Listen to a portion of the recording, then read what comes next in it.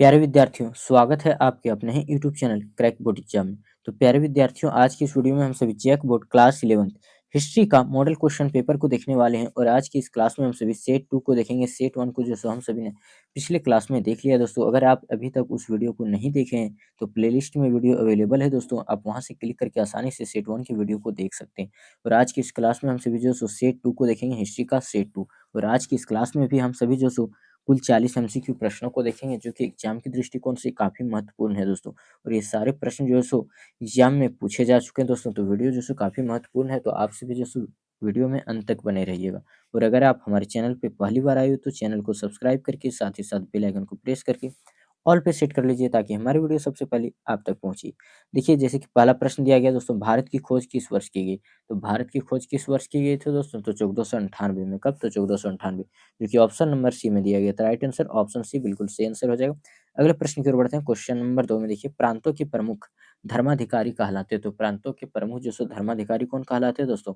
तो आप सभी जानते हैं कि कौन कहलाते हैं? पोप, जो कि ऑप्शन नंबर आपका डी में दिया गया। तो राइट आंसर ऑप्शन डी बिल्कुल सही आंसर हो जाएगा दोस्तों। अगले प्रश्न की ओर बढ़ते हैं। क्वेश्चन नंबर 3 में लिख दिया गया, इंग्लैंड व स्कॉटलैंड के एकीकरण के फलस्वरूप इटवर्ट राजवंश के राजवंश जो सो अस्तित्व में कब आया था दोस्तों? तो कब आया था अस्तित्व में दोस्तों? तो आप सभी जानते हैं कि 1603 ईस्वी में। 1603 ईस्वी, जो कि ऑप्शन नंबर बी में दिया गया था। राइट आंसर ऑप्शन बी बिल्कुल सही आंसर हो जाएगा। अगले प्रश्न की ओर बढ़ते हैं। क्वेश्चन नंबर 4, यूरोप में किस वर्ष भीषण अकाल पड़ा? तो भीषण अकाल जो सो गंभीर अकाल जो सो कब पड़ा था यूरोप में दोस्तों? तो 1300 जो सो 15 से 77 के बीच में, ठीक है, 1315 से 77, तो जो कि ऑप्शन नंबर डी में दिया गया। तो राइट आंसर क्या हो जाएगा? ऑप्शन नंबर डी बिल्कुल सही आंसर हो जाएगा दोस्तों, ऑप्शन डी, 1315 से 1377। अगले प्रश्न की ओर बढ़ते हैं। क्वेश्चन नंबर 5 में देखिए, फ्रांस में सामंतवाद के विरुद्ध जेकरी विरुद्ध कब हुआ? जेकरी विद्रोह जो सो कब हुआ था दोस्तों? तो जेकरी विद्रोह आप सभी जानते हैं कि कब हुआ था? 1358, जो कि ऑप्शन नंबर डी में 1358, ठीक है। तो राइट आंसर ऑप्शन डी बिल्कुल सही आंसर। अगले प्रश्न की ओर बढ़ते हैं। क्वेश्चन नंबर 6 में देखिए, पूछा गया, निम्न में से कौन सी सामंतों की श्रेणी नहीं थी? सामंत की श्रेणी कौन सी नहीं थी? बैरन, नाइट, ड्यूक या फिर सर्प? तो कौन नहीं थे दोस्तों? सर्प, ठीक है। तो राइट आंसर ऑप्शन डी सर्प। अगले प्रश्न की ओर बढ़ते हैं। क्वेश्चन नंबर 7, पदुआ विश्वविद्यालय किस देश में है? तो पदुआ विश्वविद्यालय किस देश में? तो इटली, जो कि ऑप्शन नंबर डी में था। राइट आंसर ऑप्शन डी बिल्कुल सही आंसर। अगले प्रश्न की ओर बढ़ते हैं। क्वेश्चन नंबर देखिए 8 में पूछा गया, ईसा ईसाई भिक्षु लोग जहाँ मिलकर निवास करते थे, ईसाई भिक्षु लोग जहाँ मिलकर निवास करते थे, उसे क्या कहा जाता है? तो उसे क्या कहा जाता है दोस्तों? मठ कहा जाता है। क्या? मठ। तो राइट आंसर ऑप्शन सी मठ। अगले प्रश्न की ओर बढ़ते हैं। क्वेश्चन नंबर 9, पेट्रोक किस नगर का अस्थायी निवासी था? पेट्रोक किस नगर का जो सो अस्थायी निवासी था? तो किस नगर का अस्थायी निवास था दोस्तों? तो आप सभी जानते हैं कि फ्लोरेंस का था। कहाँ के? फ्लोरेंस का। तो right answer option D Florence से, ठीक है दोस्तों। अगला प्रश्न है दोस्तों, क्वेश्चन नंबर 10, किस शासक के काल में यूरोप में सामंतवाद की जड़ें, ठीक है, किस शासन काल में जो सो यूरोप में सामंतवाद हुआ? तो कोलविस, शारलेमन या फिर हेर, हेनरी द्वितीय, लुई 11वां? तो किसके शासन काल में हुआ था दोस्तों? तो आप सभी जानते हैं कि किसके शासन काल में हुआ? तो जो सो सर लेमन के शासनकाल में, सर लेमन के शासनकाल में, जो कि ऑप्शन नंबर बी में। तो राइट आंसर ऑप्शन बी।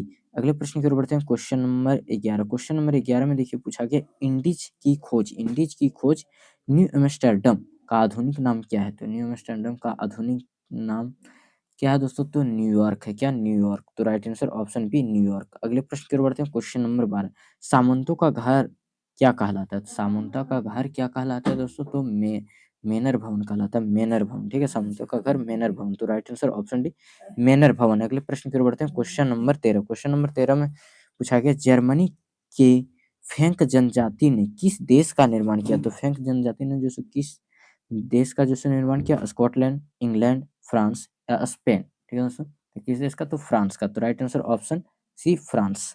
अगले प्रश्न की ओर बढ़ते हैं। क्वेश्चन नंबर 14, मुख्य भिक्षुओं को क्या कहा जाता है? तो मुख्य भिक्षुओं को जो सो क्या कहा जाता है? तो मोंक कहा जाता है। तो right answer option B monk.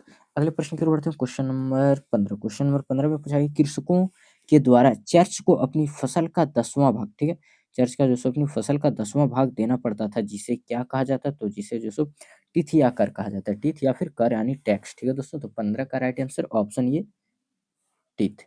अगले प्रश्न की ओर बढ़ते हैं। क्वेश्चन नंबर 16, सामंतवाद पर सर्वप्रथम किस फ्रेंच विद्वान ने काम किया?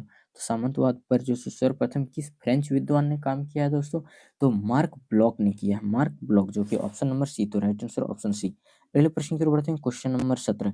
हेनरी सप्तम ने ट्यूडर वंश की स्थापना कब की?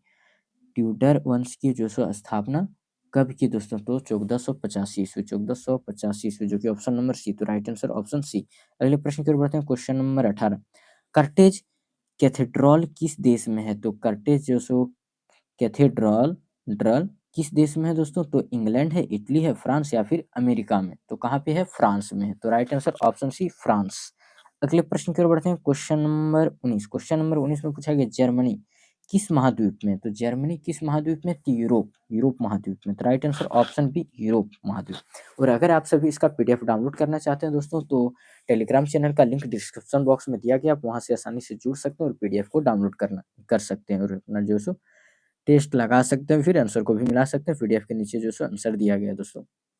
इंग्लैंड में सामंतवाद का विकास कब हुआ? तो इंग्लैंड में जो सामंतवाद का विकास कब हुआ?